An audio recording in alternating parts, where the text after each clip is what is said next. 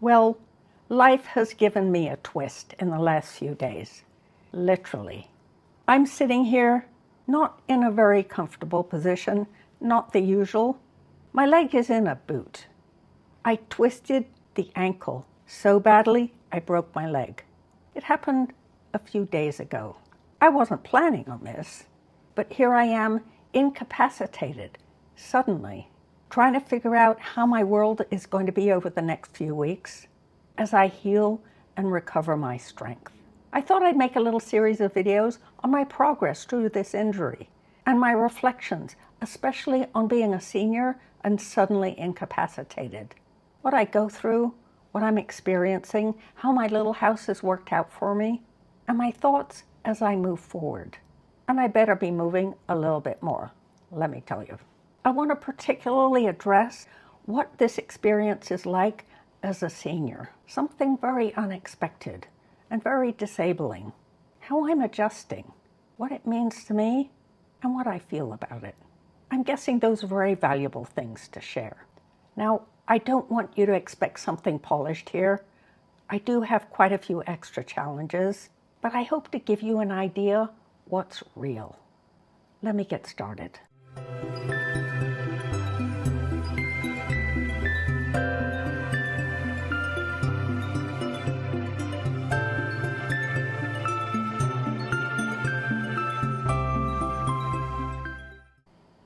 Before I get super duper going here, please hit the subscribe button.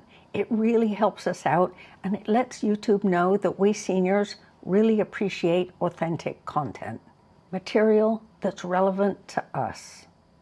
And that like thumbs up, I'll bet you can anticipate how much that would mean to me right at this moment. Thanks. So how did this all happen? Some of you may have seen my video about Let's Get Moving, and I set up a little challenge, 30 minutes for 30 days. Brecky and I had gone on a little hike.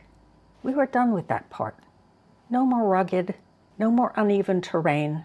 We were walking on a gravel pathway along some playing fields. And it just happened freakily. I happened to step on a ridge in the gravel walkway. So easy to have that happen, and I must have stepped on it just wrong. I buckled. Well, of course I did. And I knew in a flash this wasn't just a little sprain. I've had little sprains before, and they don't hurt like that. A nasty, jabby, sharp pain. In that moment, remember all this time I've been trying to persuade my senior friends to use an Apple Watch? It worked. Sudden vibration on my wrist, and it asked me if I was okay. I carefully pushed the button that said I had fallen, I was injured, but I was okay. That meant my Apple Watch didn't have to trigger a call to 911. But you see, it worked. I could have fallen and in my desperation not have been alert enough to get moving again, and the EMTs would have showed up. I sat there for a few minutes. I took my time. I was lucky my car was not more than a few yards away. I managed somehow to get to my feet and hop over to the car leading Brecky.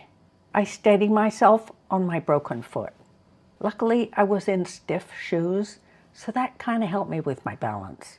I got Brecky into the car and I drove him home, so he didn't have to be in the car while I was in the ER. I gathered a few things. A gal's got to have her phone, an iPad, a charging cord. Yeah, a few things. Got back in my car and headed over to the emergency room. I made it. Once I arrived at the emergency room, I really quite surprised myself because I was relaxed. Maybe the body drenches you in substances, I can't remember what they're called in the moment, that contribute to that. A kind of feel good to cover the pain. And truly, once settled, I wasn't in a lot of pain. Getting to the hospital, yes. Situated in a wheelchair and then a Barco lounger, no, not much pain at all. I was all in one spot and could just ease into it. A couple of ibuprofen and I was good. Yeah, I was surprisingly relaxed in that moment, perhaps because I hadn't quite anticipated, because it had never been my experience, what it would be like to be in a home and be incapacitated on one leg. Sure, I could plan for that eventuality, and I suppose most of us seniors think about that kind of thing going forward in our lives. Some of that is inevitable. We get hip replacements, knee replacements, all kinds of disabilities. You know how it is. But the planning and thoughtfulness looking forward, it doesn't compare to the reality. And that was more or less the next phase I moved into after I got back from the hospital. So what did it look like those first few days? I'm now 6 days into this. Well, so many things happened that I didn't anticipate. I have been issued a walker, and yes, I have the boot. But is it easy to use a walker with one leg? No. It turns out you have to kind of hop around. And if you hop around, your leg's going to hurt after a while, and your hip, and your ankle, and your foot. And then if you're going to ease it up with a little bit of arm strength, so you're not putting so much weight on the standing foot, your arms begin to hurt, and your shoulders. And then you have muscles pulsing that you didn't even know were there. That I hadn't really thought through before. Another issue I found, and I'm sure you'll understand this, but I didn't. I find myself getting very tired in a way that I need to go to bed because I might injure my other leg. It's just exhausted. And I know from experience, when I'm healing from something, it's very easy to feel tired. It's a natural thing. But I hadn't really calculated that there are body parts that you use when you're suddenly incapacitated in one leg that aren't being used in quite that way, and you get physically tired, exhausted, drained out. I had never thought about that before. That's been my physical experience. I did find that I've been able to do several things for myself. My kitchen is easy to manage. I could make myself tea, and I had food in the fridge. The bathroom has been no problem, and I can somehow or other get myself to bed. So all good on that front. And I'm sure I'll have more to say about that in future videos because I found the layout of my house really helpful to me in this situation.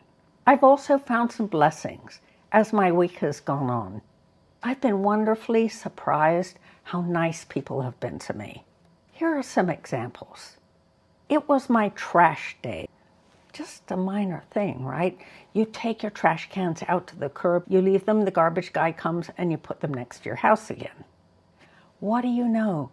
The garbage guy and the recycle guy came to my house, the front door, picked the full garbage bags off my front doorstep, put them in the bins, wheeled the bins out to the trucks, emptied them, and wheeled them back.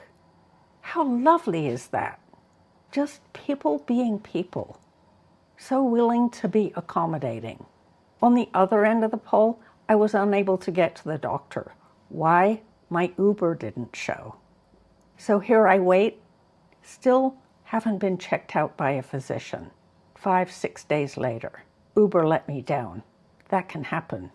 Not everyone is as accommodating as you need them to be, but on balance this week, I feel so fortunate in actually being able to get around my house, actually being able to do some things for myself, and also new perception about how nice ordinary people can be when you need their help.